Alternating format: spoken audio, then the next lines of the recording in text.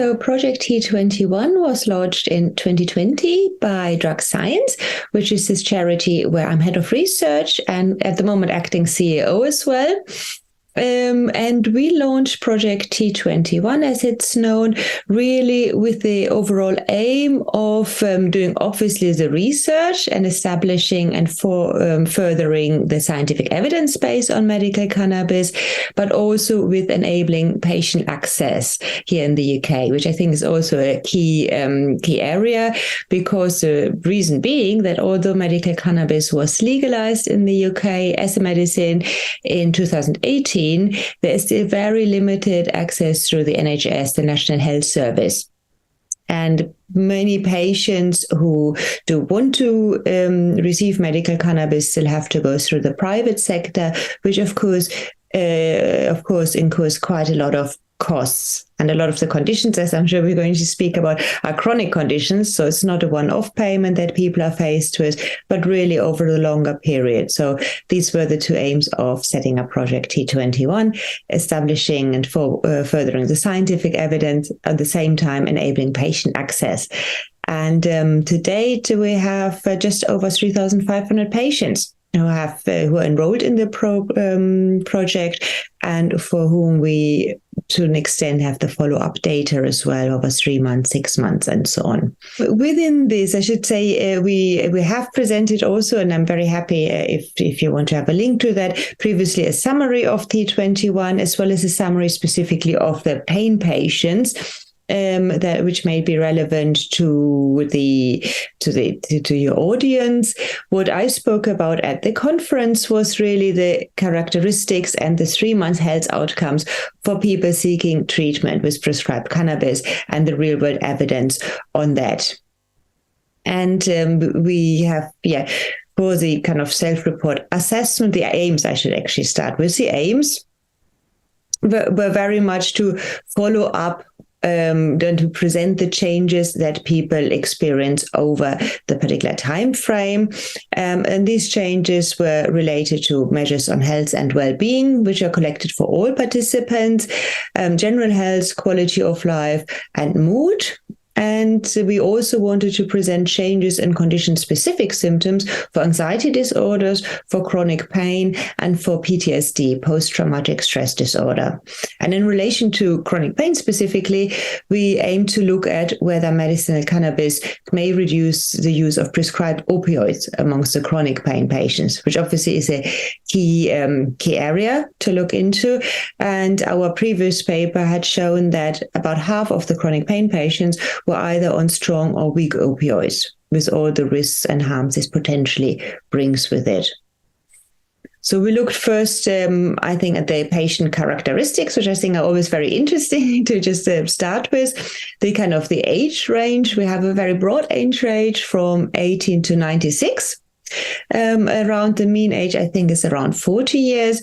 So, these are not just young patients looking for some kind of alternative to recreational use. These are often quite old people, and also quite people who are quite ill with a lot of comorbidities. That people have comorbidities from up to 10. And likewise, in relation to using other medications, people also tend to use quite a broad range of other medications. So the primary conditions we had, and I think that's interesting for many the key reason, because looking back at the NICE, the National Institute for Care and Excellent recommendation for medical cannabis prescriptions, these remain very narrow. So really only the medical cannabis is only recommended, they say, for main conditions, which do not include pain. However, we have, it's in other databases, both national and international, pain is actually the area, the condition where patients request medical cannabis for most frequently. So in our sample, and that has remained the same over the last couple of years, is where over half of patients requesting medical cannabis for chronic pain conditions.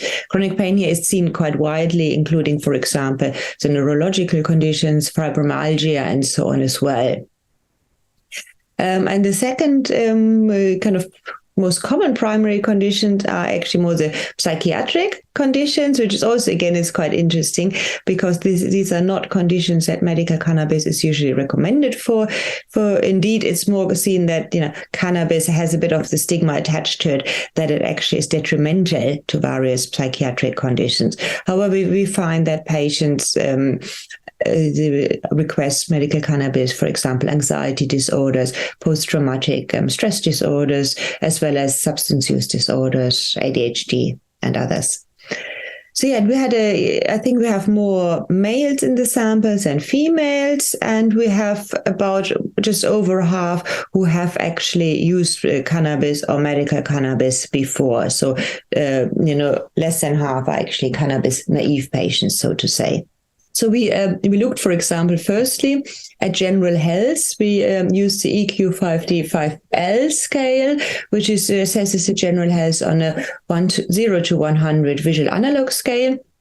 And the data was available for over 1,000 people at the baseline and at the 3 months follow-up. We're also planning to do 6 and 9 months follow-up, by the way.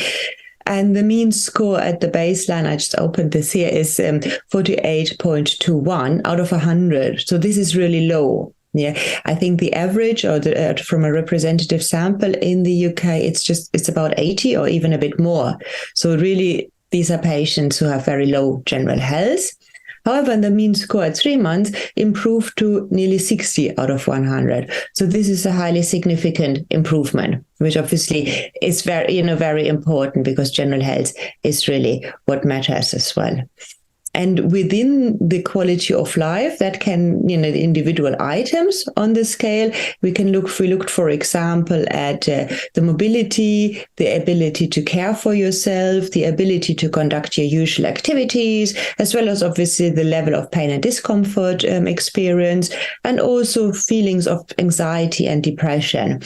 And, baseline data was always quite badly in this thing. So, people were quite unwell, but all of the sub areas I just mentioned improved significantly at the 3 months follow-up. So very exciting and very positive findings. And this obviously adds up when we look at quality of life, which is the sum of the individual items on the scale. It also improved significantly. So that's a very important fact, I think, which is, key in relation to medical cannabis, that patients feel, have a better quality of life or able to live better. And similar and obviously related to that are also improvements in mood, which we analyzed with PHQ-9, and improvements in sleep quality, which had items as well. And they also came out very much significant, and they also certainly contribute to improvements in quality of life. If patients sleep better, they can function better the next day, they feel more rested, and so on. So I think we're very excited, and these were very positive findings. What I do want to highlight very briefly, because obviously that's also important. I spoke about the positive sides and the positive impacts we have, but we do need to mention adverse events, which are obviously also systematically and rigorously documented very much. So patients are asked to report any and all adverse events they may have experienced, and also they're asked to rate the severity of these adverse events as mild, moderately, and severe, which is the standard practice, really. And the vast majority of these adverse events reported by patients, over 70% were rated as mild, which is a great thing. And I have a couple of the lists. I'm not going to run through them in detail, but for example, the most common mild ones were the dry mouth, red and dry eyes, feeling drowsy, and also anxiety, for example, and headaches to an extent. So all, fairly commonly expected things in relation to medical cannabis. And in terms of dosing, potential product change, and so on, a lot of these that can potentially also be resolved fairly easily. I think it is very important because obviously cannabis is still a stigmatized medicine, and this longitudinal real-world data that we are presenting here, that we presented at the BNA, actually is key to really look at the adverse events in a longitudinal fashion. and do they increase, do they decrease? How many of these adverse events are there?